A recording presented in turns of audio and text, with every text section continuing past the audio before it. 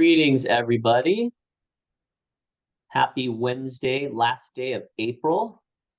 My name is Stuart. I'll be your webinar host today. And with me is Nancy from my Acorn team and Jennifer Brown from NACOG. She's going to be a guest chatter with me today as we do our webinar. We're going to start in just a minute. We've got a mighty 20 of us in here with a couple more people on the way in. So welcome. If you would indulge me, I'm going to do a little chat thing here. All right, in the chat, I just put my name, my title, my agency, my city, and my state. If you could follow that format, that would be super. We just love to know who you are and where you're from. It also helps me know who's in the room so I can tailor a bit of the material. So if you don't mind doing that, that would be wonderful. If you are in a keyboard and ready to chat. Thanks, Corey. Thanks, Carol. If this isn't your first time at an Acorn rodeo, this is what we always do. Get that in the chat. And I see some familiar names. I see a familiar face. Hi, Tammy. I see Dennis. Hi, Dennis.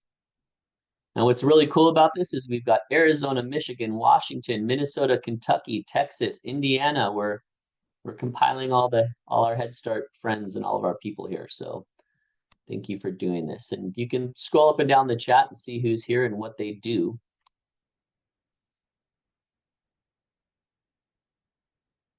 So the title of today's webinar is Data Climate, Reimagining Data. And it's brought to you by us here at Acorn. So if this is your first Acorn webinar, welcome. We're really happy you're here. If it's your 100th, welcome. We're really happy you're here too. We work with Head Start and early Head Start agencies all around the country. And the main thing we do is try to make everything related to data better, everything related to data easier. And we're going to spend 1 hour here today. I'll have you out of here at 1 o'clock San Diego time. But hopefully there's been some value that you take out of this with you today, because we want to put some things in front of you for your consideration that may help you with what's in front of you every day at work. Nothing about today is going to be compliance oriented. We're going to just talk about what it's like to use data in practice at a typical Head Start, early Head Start agency. And we've got a great story to be told by one of our Acorn partners today. So again, I'm Stuart. I'm the head honcho around here. My favorite thing to do is be in front of and working alongside Head Start and early Head Start professionals in the field. I'm a helper by trade. I'm also the CEO of the company. In a minute, I'm going to go over some very quick housekeeping. Then I have some content on data climate. Jennifer's here to have a chat about her data efforts at NACOG. I'm going to provide some opportunities and some framing of that chat at the end. At any given time, we welcome your feedback, and then we'll share about some upcoming events at Acorn. So that's our chat today.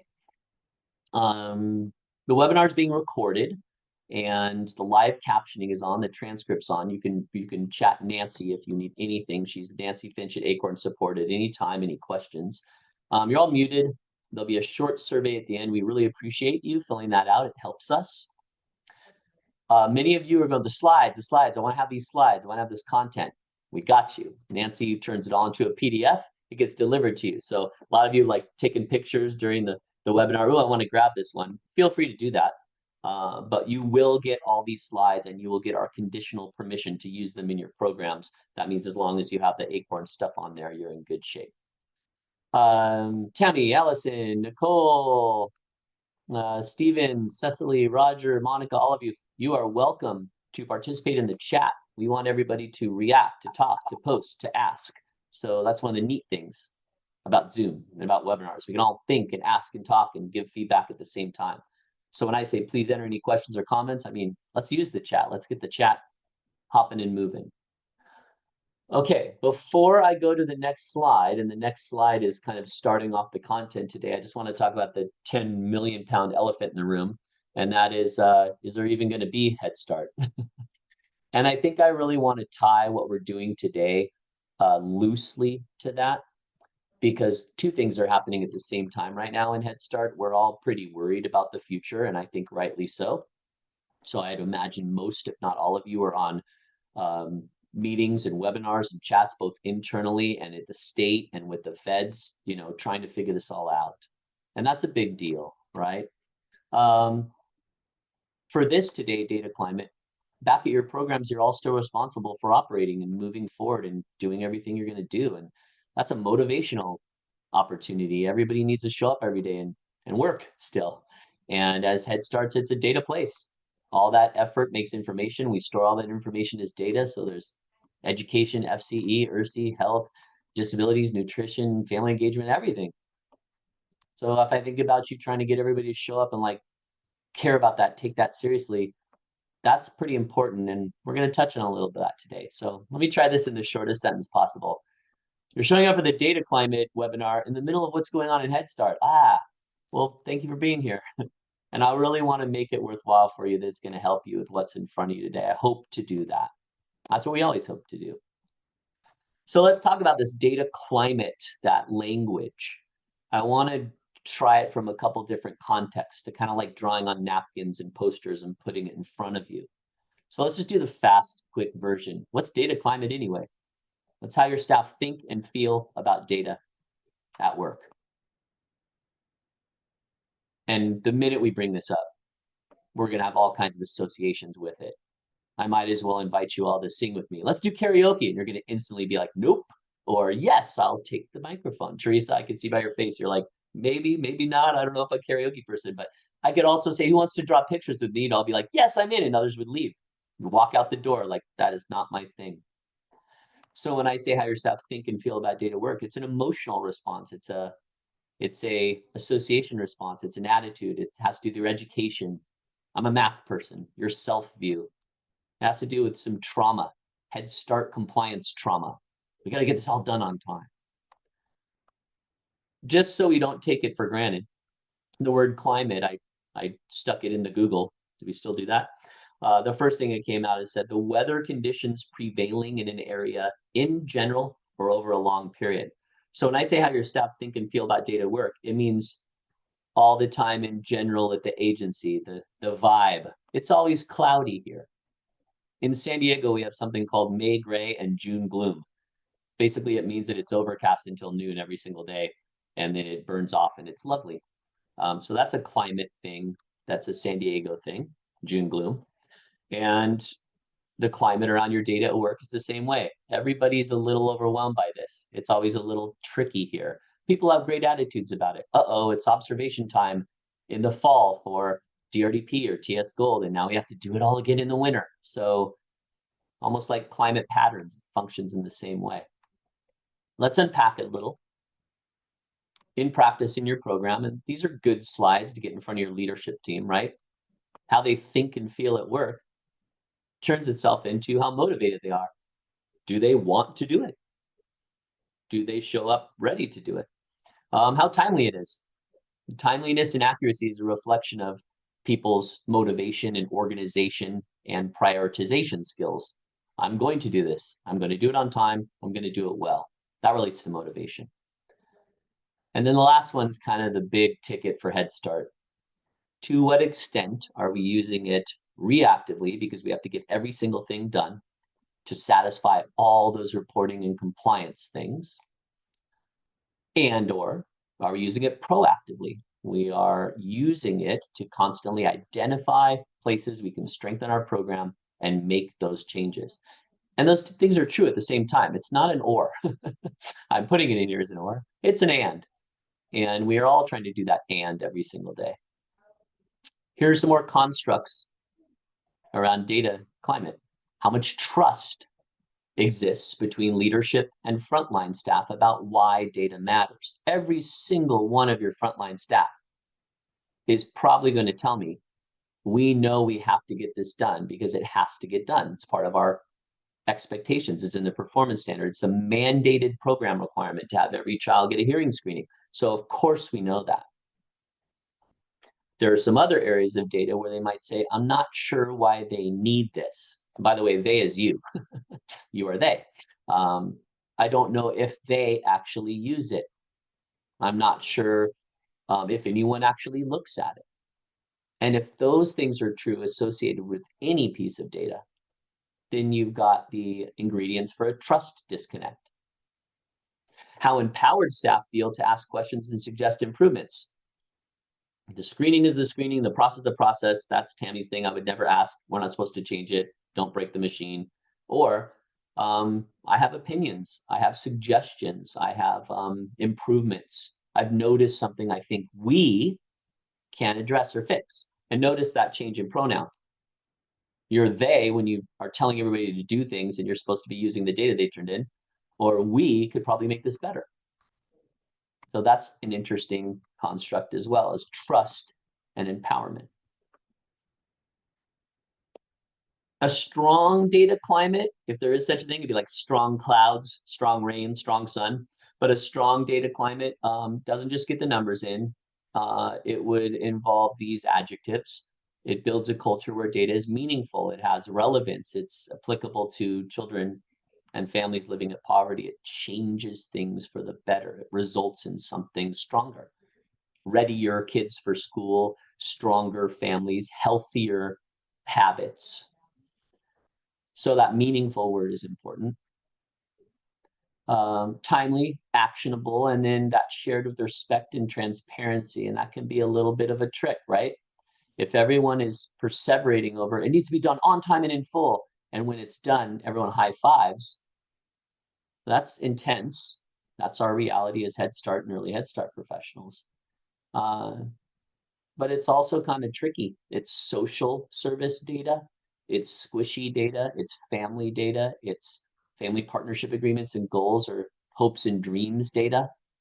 So how it is caretaken, that's not a real word, by the people involved and shared with each other, that's a big deal. So sometimes I see people doing their data parties and their data efforts, and it's all very intense and compliancy and checklisty and professional. And other times I am privy to and I see those conversations going, let's make sure we're caretaking all of this information and these conversations carefully. And let's make sure we're being respectful to each other. Tammy just drove around in her car with 40 ASQs in the back to 10 sites, kind of cleaning up somebody else's ASQ didn't get it done thing. And I want to be very, very respectful about that before I say anything about the gray boxes and the boxes and the scoring and everything. Tammy just kind of killed herself doing this last little work because we dropped a person or something. So anytime you're talking about effort and intensity and deadlines, that respect and transparency is pretty darn important. All right, then we have the simple version, how your staff think and feel. Here's the official version. Data climate's the culture around how data is collected, used, and valued across your program. So I've tried a couple different things. You're like, which one's which? They all are. But they're ways for your brain in your context with your team and your people to attach to what we're talking about today.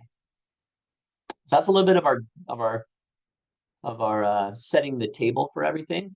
I'm now going to invite Jennifer into our webinar to do a little program showcase here. So she's from NACOG. NACOG stands for Northern Arizona Council of Governments, because so many of you have acronym-based agencies, and my brain loves remembering them all. They're a wonderful program in Arizona, and I will share, I have Jennifer's permission to share with all of you that they've been through it the last bunch of years. I'll let Jennifer decide what she wants to do with that sentence in a minute, but she asked before the webinar started, are these all Head Start people? And I said, yes, they are, Jennifer. She goes, oh, good. And what she meant by that was they're going to know if I say these stories that we're not doing anything horrible. We're just a Head Start, really working hard to do all the good things. So I'm only sharing this with you because one of my favorite things about Head Start is when people say, are these all the Head Start people? And we all say yes. Everybody relaxes a little and knows they can tell the truth to each other, and that you guys will all be sensitive. Jennifer, there's only a couple people on video, but look at the smiles. So you can see everybody being like, we got you, and I love that. I love that about Head Start. So Jennifer's a director. She's a great colleague. She's a good friend. She's a really caring, wonderful person who runs a great program. Home office in Flagstaff, but they're spread everywhere. Around 1,000 kids, EHS, HS, center-based, home base. So she's here. And to help Jennifer along, because I will admit that I asked her to do this at the very last minute for this webinar, I put some talking points on the screen for everybody. And I'm going to not steal any of her thunder because we're going to kind of walk through these together, me and her. Jennifer's brave and she goes, we're going to do stuff with our data. We're going to have data parties. And it was the best idea. And it's been a long, tricky journey. And I knew that all of you would be excited to hear it. So Jennifer, I'm going to say welcome. Thank you so much for being here. Thank you for letting me suck you into this thing. If you want to introduce yourself in any way with any background, please do. And then you can go right into, here's how we started data parties. So, yeah. Well, thank you for all of that. I don't know that I have anything to add other than I think it's important in the Head Start world. We all like to know how long we've been in Head Start. I don't know for what reason, but I am moving into my 32nd year in Head Start. I've held many, many positions, and I'm super grateful for every opportunity I've had. There have been really grandiose, supreme opportunities, and I have been so joyful and happy with most of them. And then when I took the director position in late 2017, I knew I didn't know what I needed to know. But I knew that I was willing and I knew I was passionate and I knew I had a vision of where I wanted the program to be. And so we set out with our recompetition because we were in DRS when I took the director position. And it was really scary and new. And I think we were the first Arizona program, maybe even the first Region 9 program to go into DRS, and nobody knew anything about it. And we knew that we had to change our course of data at that time, and we had to improve our data climate because we knew that we didn't have everything we needed. So we brought this new idea of data parties into play. Everybody likes a party, and how often in Head Start do we get to party? We don't get to use that word very often, in management especially. So we wanted to bring the fun into talking about all the different sources of data we had. And we thought that that might be a terrific opportunity to say, what are we doing right? And maybe what are we not? And why are we collecting all this data that we could wallpaper the walls with in every single building we have and not know a thing about it? We know we collect it, but we couldn't tell anything about it. We had no stories, we had no meaning, we had no relevancy to it. Sometimes we presented it and sometimes we didn't. So why? So we wanted the data parties to really dive into all of those. It was a good intent behind them. It was not an easy journey. We failed multiple times with our data parties, and we struggled. We struggled along the way. We struggled with facilitators. We struggled with the rules of the road. We struggled with what data to bring. For a long time.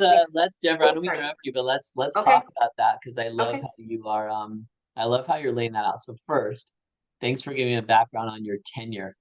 I know everybody here is like, we've been there a long time. Choice one is, I've been doing this for 30 years and I know how to do it. We'll keep doing things for 30 years. And choice two is, let's try something. So I just wanted to pause you and say, I'm Yeah. glad you wanted to innovate a little bit and challenge your leadership team and get them in a place. So maybe paint a picture of like who's invited to a data party, like who are the, not their names necessarily, but like who are the key stakeholders? And then what was your global intent the first time around, going, this is gonna be a new thing? And of course everyone looks at you going, what conference did you just go to with your new idea? When I can see you laughing, because that's totally what happens when you come back as a leader. You're like, I have no idea. It's like, why are we changing anything and doing new weird things? So Jennifer's came up with this, get started, who's there, and then did everyone go, cool, what a great idea? Or did people, was it split between everybody? So maybe walk us through that a little bit. Sure. So the data parties have what we call our admin team, our management team. So our content area experts. Sometimes it includes their support people. So we have coordinators and specialists as well. And at first it was all of the data. And at first everybody was excited about the idea. And that lasted probably 2 meetings. We did them monthly. And by the second month, people were like, this is ridiculous. This is a ton of data, and we have no idea what we're supposed to talk to, or talk around, or talk about, or work through. And so then the aha moment kind of came, and it was like, uh-oh, now what do we do? This was a grandiose idea, and we're bringing data and we're talking about it, but now what? It felt like exactly wallpaper on the walls again. We were stuck, only we were at a party with these key stakeholders who then had to translate the data and present it to their key stakeholders, many of which were our field staff. The education manager had to translate her data for the field to understand, and we didn't know how to do it.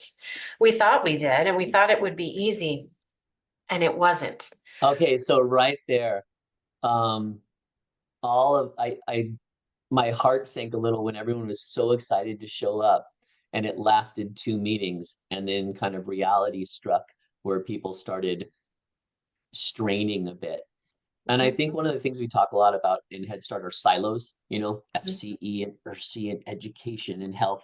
And here you are having people present to each other and share and explain and make meaning. And so I imagine some of your coordinators being very excited to be seen very professionally by all their other colleagues. Look at what we've done. Look at our presenting.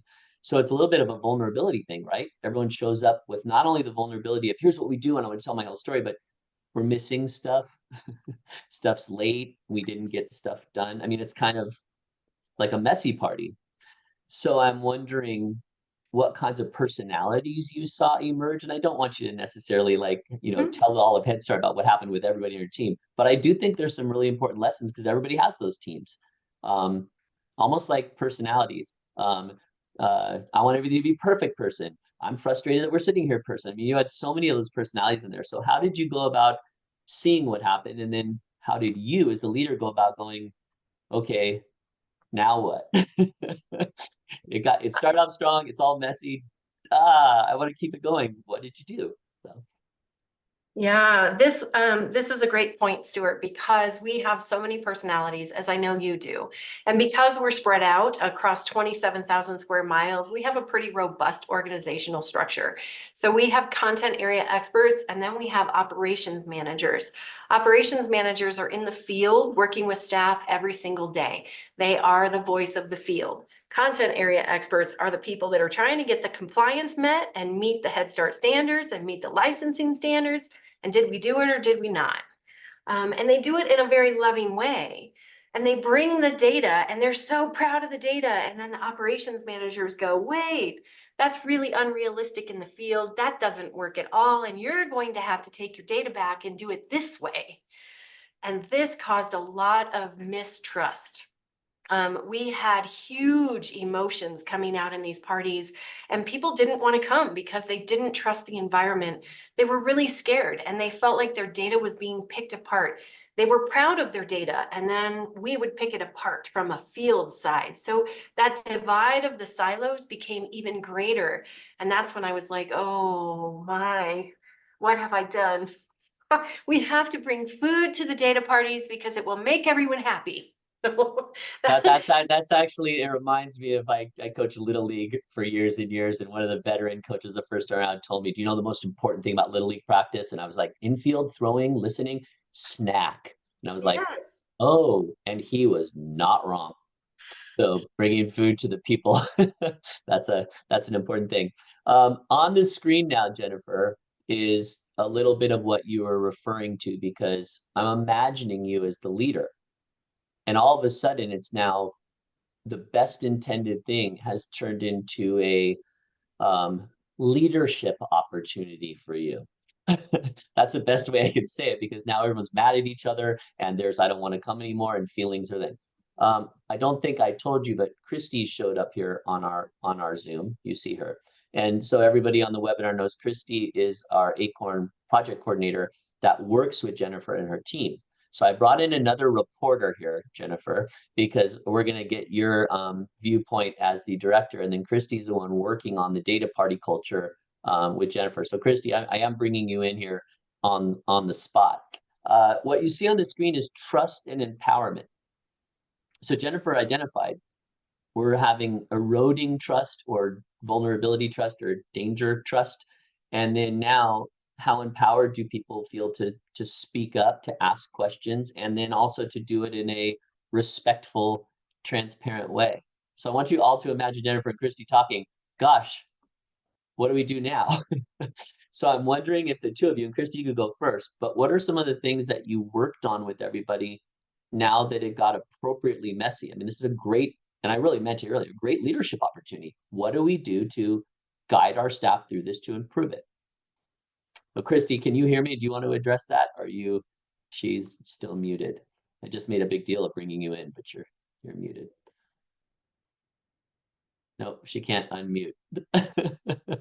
This is her way of, as my staff member saying I'm not participating. No, she's typing to me that she can't unmute. Okay, Jennifer, then it means that you are, oh, I'm going to try to unmute you. That's what she's saying. I believe she's having laptop issues, technical issues, Stuart. Thanks. Oh, there she is. There we go. Yes. Thank you. That you'll probably have to remute me. But as far as kind of continuing that story, and Jennifer, please add on. But I came into the mix, and this was one of the areas that together myself and Jennifer identified as this is an opportunity for your team, and a place that we can start to help to strengthen that data capacity. We started first with a survey just to get a general sense of what's been working with the data parties, what hasn't been going, because I came into it after they'd had a number of data parties. And from there, we really got to hone in on some of the areas of what's going well and what's not. Everybody really liked coming together. They liked the idea of the data party and trying to break down those silos. But like Jennifer said, there was that feeling of being unsafe of sharing their data, and feeling like they could do that and kind of trust how that was going to be taken. So we spent a lot of time there and used that. Then we essentially paused the data parties and we said, okay, let's focus on looking at what we can do to strengthen these, to strengthen that trust. Where do we need to restructure the data parties? So we had a number of work groups where we focused on those pieces to help build it to a place before kind of re-implementing those data parties. Jennifer, does that jibe with you? And then how was that pause? And did people come back with round two? Because one thing Christy described is let's ask. So you surveyed. People did give tangible suggestions. There was a little bit of an emotional rest. And then you reconvened, probably with fingers crossed and heart, swallowed.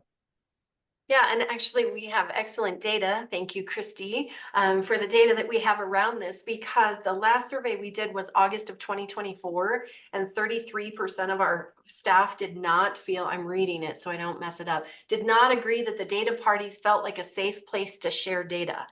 And then we did it again, March 2025, 100% felt it was safe and supportive. So taking that pause really allowed that opportunity, and it made a huge difference to reconfigure and allow each person to be heard before we came back in the group together. It made a ginormous difference. It was well worth the time spent.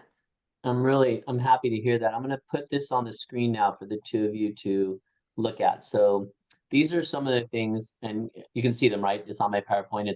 Okay, great. These are some of the things that came out of this survey that were earned the hard way through people's feelings that I think Christy, Jennifer, and the NACOG team settled around as best practices. And I want to really emphasize the fact these were earned. Like it didn't just show up going, this is all the things we're going to put in place. It was, since they didn't go well or since it was clunky, we added this. So do you want to talk about any of these things and how they evolved, either Christy or Jennifer? Yeah, could you scroll up to the first page? Yes, this one right here. Perfect. Yeah, and you can scroll down to that first one. So I would say kind of these earned. So you can see some of the areas that they really grew with their data parties was just feeling like they were more collaborative and engaging. And that was one of the goals that was set out when Jennifer started the data parties. And we were able to see through just a restructure of those data parties and putting a lot of intent in the way that they structured them, identifying their purpose, and being really clear. I would say also, Jennifer said, we just took all of the data and we threw it out there during our data parties. One of the biggest shift was narrowing in what data they would focus on. So selecting 2 priorities instead of, all of the priorities. And that helped to lead to these more collaborative discussions and engage folks because it wasn't so overwhelming. And so you can see there kind of that growth from when people responded to how those data parties felt as far as collaboration and engagement in August of 2024, and then when we reconvened and did data parties in December, February, and March. Do you want me to show you this one too? Sure, these were the two other areas that there was a lot of growth. Folks felt like they were productive. So in August, they were describing them as unproductive or not a good use of time. And Head Start folks are very busy, so you want any time that you're coming together to feel meaningful. And that was definitely a goal of this group, and they've done a lot of work to get to a point where now they leave those data parties and they say, yep, that was a good use of our time. And we come back to this a lot and check in, because if it doesn't feel like a good use of time, why are we doing it? And the other area is that psychological safety. So we've touched on that, and Jennifer talked about it, that this is actually the data that she was reading to you all, that back in August, 33% of folks were saying that they didn't feel like it was a safe place to share data. And then in the most recent data parties, they're saying, yeah, this feels safe now. Well, and I think what's great, and I think what I want to try to focus on for our webinar audience is, so what happened between the it wasn't good and now it's good? What did you actually do? What were the things the team did together? And one thing I heard was the narrowing of data instead of bringing all, get it down narrow. The second was, can we all promise to be nice to each other? And I'm saying that in a very quick, like flippant way, but really that was put on the table as a talking point. And then my understanding of the quotes on here was this is what came out of their surveys to say we need a strong leader to settle things, we need to stick with the norms, and we need to kind of mix it up a little bit and be careful of people's time. So that's what's on here. Jennifer, does that Yeah. vibe with you? And I'm especially curious of your take on the first one. Absolutely. And so the take on the first one is I've had a really rough year personally. I've lost my father and my mother this last year, and I was a full-time caregiver to my mother. So I missed data party after data party after data party. And so my staff held for me to make a decision, and shame on me for not recognizing that I needed to assign that out before I went. I never really considered myself a micromanager and or having people wait for my final approval, but it came to reality. And so, hard lesson learned. We have already talked about it, thanks to Christy helping us kind of navigate through some of the difficult conversation. So now we have a good plan in place, regardless of who's facilitating the meeting, who's present, who's not. It's really use your data, and as a collective group working together, hash it out and make a decision.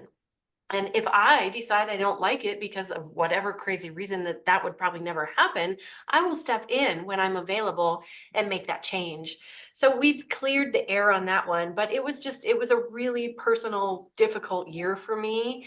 And so that played in, and it was massive because it stopped the process completely. So please pay attention to that, because none of us know when we're not going to be available. And so you have to address these things ahead of time. And now we have consistent facilitation. We have somebody at the helm.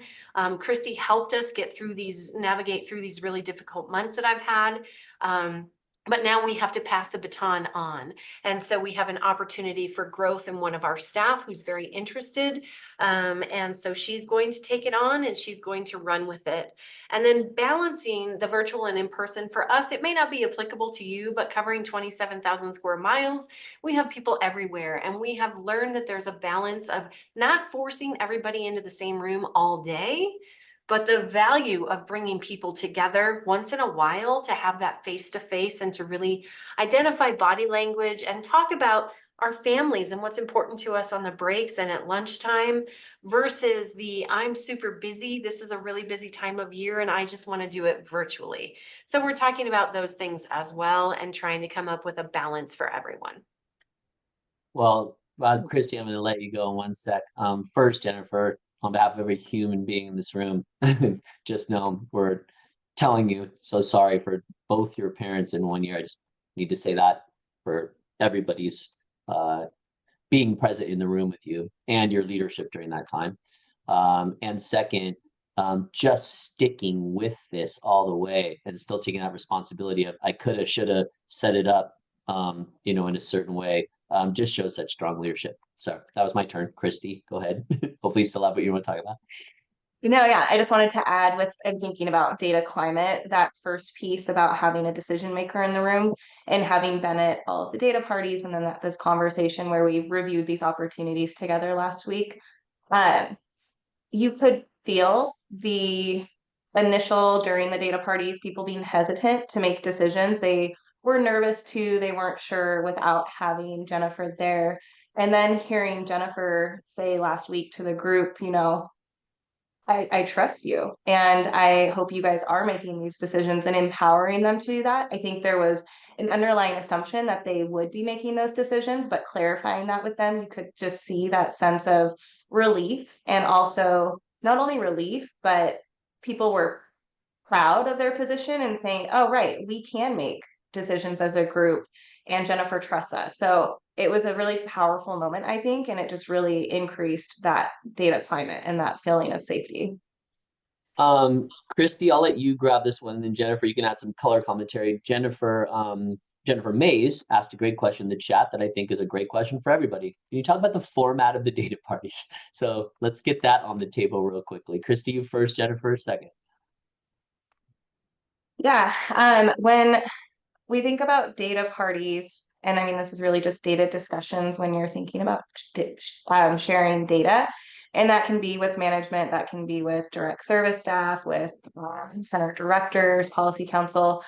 But there's really kind of three key components that I've focused on and instilling kind of some best practices. And it's really the preparation piece. And I mean, there could be a whole webinar about this, so I'll try to talk succinctly, but really preparing, identifying that purpose. What's your objective in bringing certain data to the table? What questions are you trying to answer?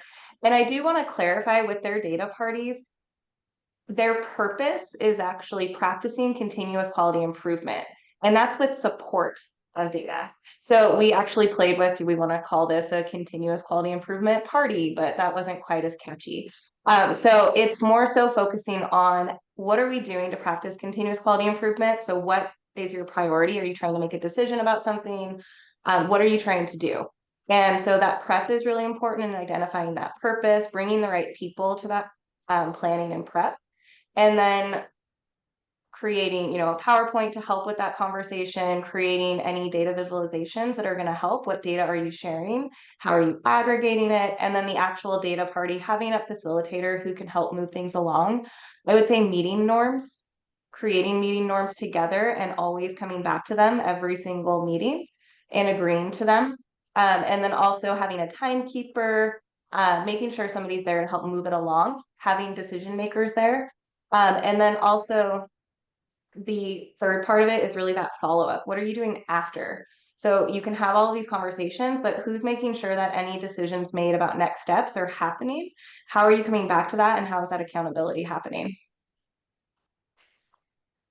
You just moved on my screen. Jennifer, did you want to add? And then I didn't necessarily hear, but time, duration, location.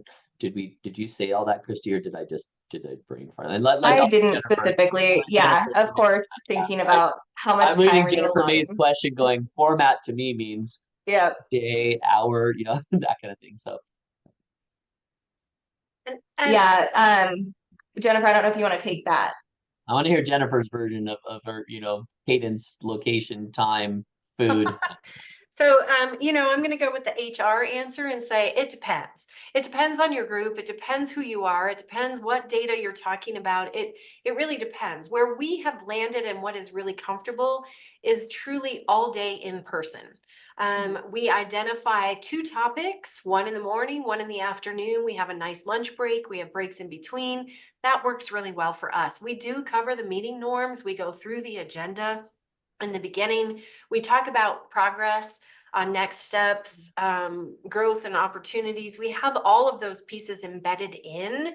And, action steps, did we do what we said we were going to do? That's the growth opportunities that we identify each time, which helps us to continue to build that trust to keep it a safe environment.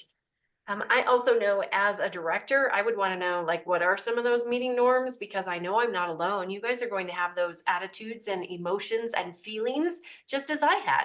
And so I think you have to tell people, voice your opinion, but expect to be challenged.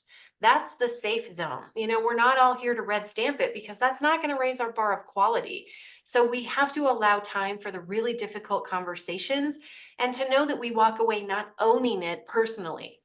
We're a professional. We're not attacking each other personally, which is why we feel having that time to interact at lunch and on breaks and talk about personal things is really important, because that keeps that team camaraderie and that feeling of family, right, with who we work with every day. So, reminding us to be present mentally and physically is something really important, especially if you choose to do it virtually, because it's so easy to drift off over here to your email or down here to your phone that's right in front of your nose and do multiple things.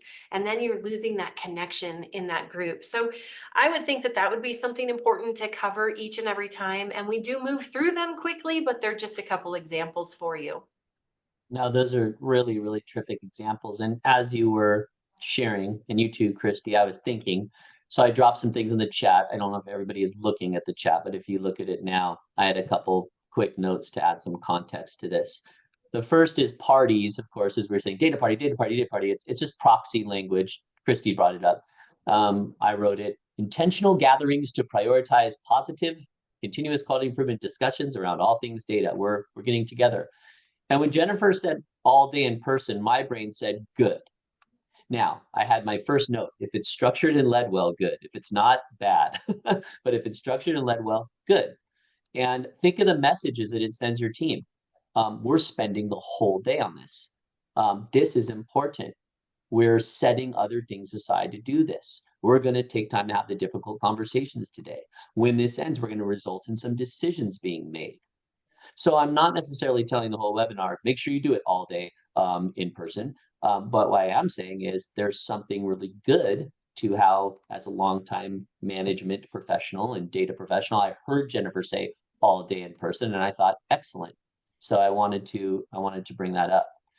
What's on the screen now is a little framework, 4 pillars of a healthy data climate. So in a webinar, we're here for 1 hour. And we have Jennifer and Christy talking about their hard work together. So I'm imagining being each of you going, what am I getting out of this webinar? So what I'm hopeful you get out of the webinar is it's really worth it to prioritize data and bring people together. It's really worth it to struggle through it if it's hard. That's something I wanted everybody to take from today. It's going to be fraught with peril. There will be feelings. There will be new languages. There will be things to figure out and install. And there will be, as Jennifer just said it really nicely, the difficult decisions to be had. So Jennifer's a leader of her agency, Christy's a helper, and the two of them are collaborating endlessly around what could we do? What should we do? What about fill in the blank name? What about fill in the blank issue? So now looking on the screen, everything they just shared, we can kind of look through these 4 different pillars. And I'd like you each to keep Jennifer, her story in mind as I walk through each pillar to wrap us up here for the webinar. But I tend to like things as a leader in my agency that help me consider how we're doing in context. How are we at trust? How are we at time? How are we at skills? How are we at systems? And of course, I'm sure you can see this, but like the whole idea, it's like a 2-dimensional image. If it was a 4-dimensional, if one pillar was weak, that it would like fall down. But right now you could like take a pillar out and it would still stand up, which is actually probably true. But you do have the pillars holding up the data culture in this concept. So trust. Now I'm thinking, okay, I just listened to Jennifer's story. Jennifer and Christy are going, how are we doing on trust? Staff believe that data will be used fairly. We're going to use it for something. Everyone's transparent about what's going on. There's no hidden stories about we didn't get all the ASQs done. Only half the goals are in there. Only 40% of our child observational assessment data is in there after the deadline. So-and-so put in a whole bunch at the last minute. There's a sense that we're all doing the messy head start. We didn't quite get it all done because the vision truck didn't show up. Staff feels safe. Reporting challenges. Yeah, we're way behind. 5 of my teachers haven't done this. We had internet issues out in fill in the blank area without fear of blame. To which you're all listening going, well, how can you not blame someone if they miss the mandate? And you're like, well, that's a story for a different time. But when we're talking about trust, so they don't get clobbered, these are some of the things of trust. Pillar number 2, staff have enough time built in. And the minute I say it and it comes out of my mouth, every Head Start and early Head Start professional goes, that's not a thing. And I'm like, I know. In my Acorn team, we have one saying: we have never solved for time, ever.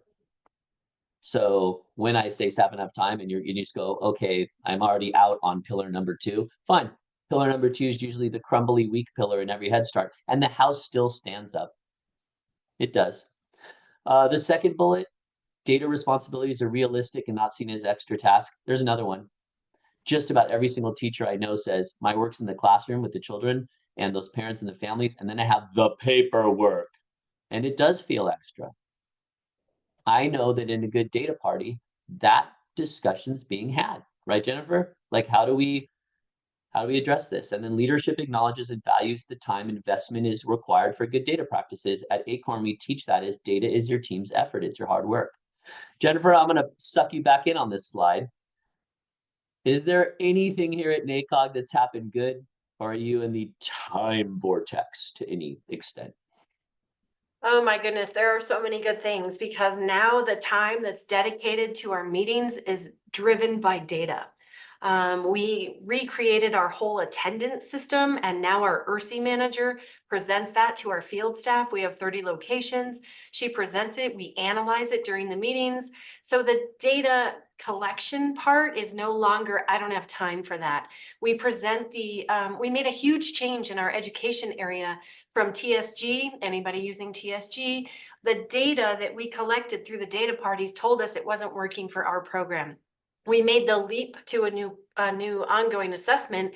And in turn, we were able to tell the teachers it's because the time you took to collect the data drove this decision, and they are happy as clams now.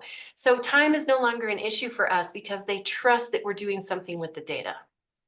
I mean, that's an excellent answer. I'm also like, oh, that's the big change.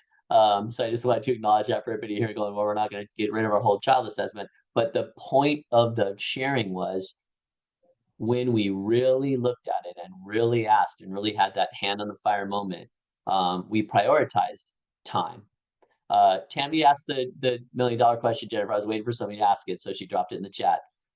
It's learning accomplishment profile. The LAP. Okay, Yep. thank you for saying that.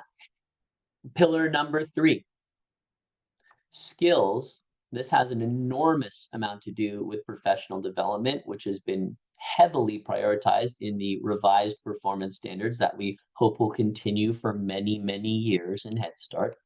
That staff are trained and confident in their ability to collect, understand, and use data. And ongoing professional development supports staff at different skill levels. If anybody is going to NHSA in Columbus, I will have a session on this exact slide, which is about prioritizing, understanding, and building professional development plans for all your staff. And notice the last bullet: data literacy is a core competency, not an add-on. I'm going to say this as quickly and bluntly as I possibly can. Every single Head Start professional at all levels deserves some type of basic and advanced data literacy education and professional development. It is a really valuable investment so that people feel confident in how data works, what happens with it. It would just be like singing or art.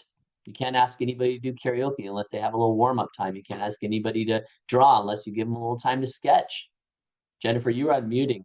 Were you going to come in there? Yep, I could tell. I want you in on this one. I know, I just want to say it's really cool because we've done class observations and mental health observations for how long? And it was one of those areas that was like, wow, we have great data around this. Now what do we do? And through these journeys of data parties and the ups and downs, now we build PD support plans, the professional development support plans for all of our teaching staff. And we develop mentoring programs, and now we know who we're going to coach with our practice-based coaches. And it's because of the data. And now our field staff can see that yet again. So instead of us coming in and going, here we are for class again, and we're going to observe you for this, and we're going to observe you for that. Now they're like, oh my gosh, this is so cool. They're observing us and they're doing something about it. Wonderful. And you know, my favorite thing is you were like, mute, unmute. You're like, I want to say something. So I watched you. It's one of my favorite things about Zoom. I wanted you to get in on that one. The last one, I just want to take a small breath because we are all at the mercy of our tools to a certain extent. So systems is just where does everything go and live and go into and come out of. So as I write this, I'm a little bit like, well, I am talking about fill in the blank system, and they all have wonderful strengths and they all have warts and all, and that's normal. So data systems are user friendly and aligned with program goals. There are clear processes for collecting and acting on it. Data work is integrated into daily operations and CQI cycles. So if you look at the whole thing, now you can just leave the webinar, have this with you, take a look at everything in your culture and say, how are we doing on these things? And I'll loop back to what Christy said earlier. It's good to survey people. Now I'm making this up right now on the spot because I got this ready this week for this webinar. It's come from all of our work at Acorn. But you can make a survey out of this. How do you feel we're doing on trust in our leadership team and our agency? How do you feel like we're doing on time? Be specific. You could also do this as a WIBIT, which is write it before you talk. And you could have your leadership team, your data team get together, and you could just do a quick WIBIT on this. Give us your thoughts on how our team is doing with this. And you could pass them around and share them anonymously. You could do a lot of things here to gather your baseline data of your data climate and get a good idea about how this is going. For right now, Katie asked a question about beginner. I'm gonna talk about some professional development offerings, but I don't want to go away from the content you said. I want to thank Jennifer and Christy. But if you have questions for them right now, now's the time to ask. So you can either unmute and ask, or you can drop it in the chat, and I will moderate it. But I want to know if anybody is sitting on questions about this, because of course they could have done a formal presentation with the data parties are here, and here's what we went over, and here's the kind of data. We didn't have the time, nor was that the intent today. The feeling today was it's worth prioritizing it. It's going to be really hard with everybody's feelings and personalities. It's worth it. You can create an environment in your agency in which data becomes safer, better, prioritized, and positive. I really wanted Jennifer to be real transparent with you all about how tricky it was. And we showed on the screen Christy's work to say 33% of people thought, and then 100% thought better. So you can do it. All right, you've got things coming in. Data parties part of your self-assessment, Jennifer. Great question, Tammy. The data parties are our self-assessment. By the way, I'm just going to tell you, I love everything about that answer, because no one's coming to grade your self-assessment. And if you say this is what we're doing, you're great. That's my opinion. I'm going to set it on the shelf. Thank you for that. How do you gently tell other managers that they're weaponizing data against their staff? That is a phenomenal question. And I'm so curious what you're going to say, Jennifer, because you're now on the spot. Amanda, A+ question.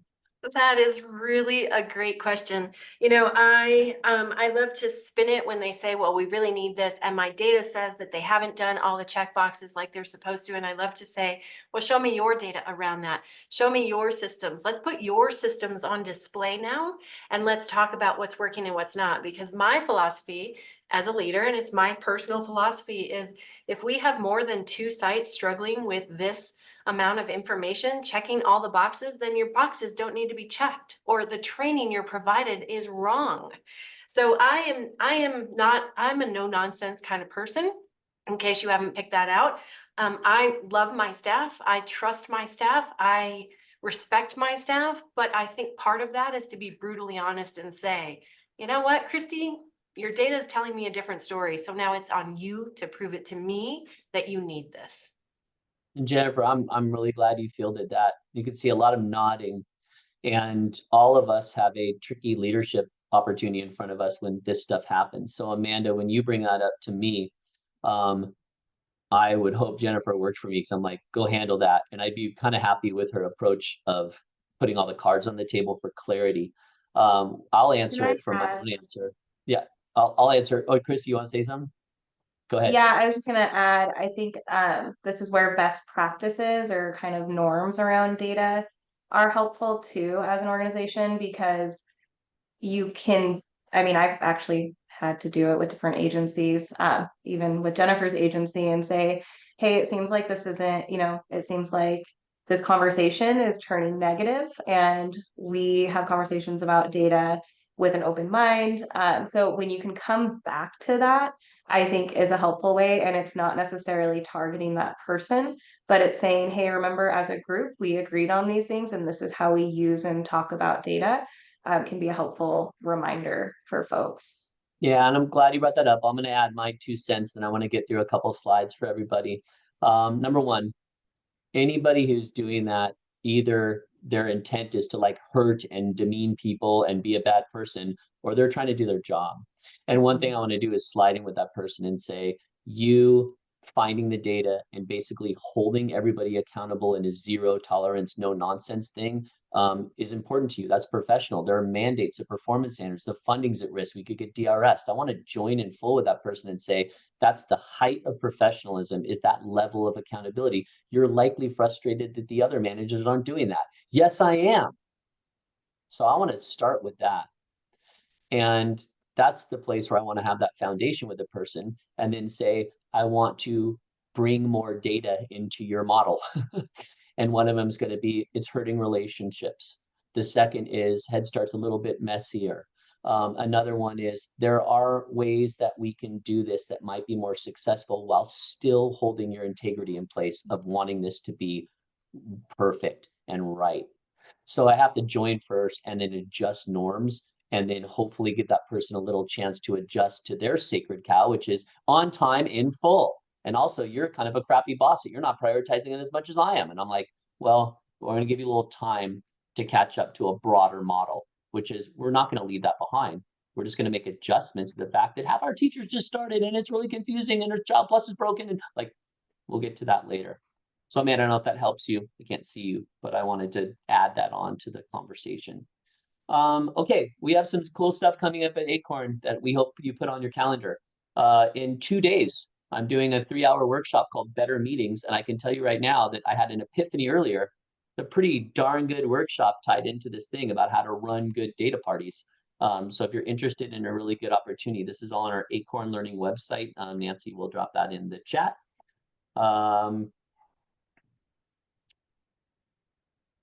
Yeah. Cultivating a healthy data climate seems like the one we're in right now for May 14. Data analyst certificate and data literacy credential. It was Katie who asked. The beginnerist thing for data literacy for your line staff is housed within Academy Plus with NHSA. It's called Data Basics, and it's a course that we built. And it's a wonderful thing for all teachers, family advocates, line staff, home visitors, health people, and it's inside Academy Plus. So I'm kind of selling you Academy Plus as I tell about this, but that's where that's where Data Basics lives. The Data Analyst Certificate, Data Literacy Credential are wonderful professional development opportunities around data for managers. And then we also have a data camp coming up in August. Examining your data culture for any of you that are interested in bringing Acorn into work with your agency. We have a data capacity assessment where we do the survey and we do interviews of your staff and we look at where your data lives. And it's a wonderful thing to make your self-assessment. It's about a 3-month total runway with us. And we're in there exploring and helping and learning and giving you those insights so you can get your leadership team together and move forward. And then we have a webinar coming up in May. That is the date. It is telling your Head Start story. Human stories backed up with data. Nancy will send you the slide deck. You'll get all these invitations with everything. But that is the next webinar we have. It is 12:59 p.m. Yeah, I guess. When this ends, there'll be a little pop-up survey. Please take it. It helps us tremendously. Will you please give me, I know you're not on mute, but in the chat, yeah, Tammy's got it. A little thank you to Jennifer for being so transparent, vulnerable, awesome to share her story, and to Christy for showing up to add some color commentary. I appreciate both of you tremendously taking time. This is 1 quick hour. It's a lot of stuff to keep in your head. If you came here to prioritize this, thank you. Thank you for being a leader in your program. That's someone who wants to keep doing stuff like this, even though we don't even know what's happening with Head Start. I see you. Thanks for being here. I hope to see some of you in Columbus. Come say hi and have a great rest of your week and a great rest of your day. All Thanks, right, for the survey, you might want to click on the link I just dropped in the chat and complete it that way. It should pop up in a different screen for you. And stick around, Jennifer. I want to say thank you. So after everybody pieces out, so don't leave yet. Thanks, everybody. All right, I love I'll that send comment. everybody Somebody the said, email with let's the have link. data parties. What'd you say, Christy? Sorry. Somebody put in the chat, and I love it. They said, let's have data parties. Let's have data parties. Yay.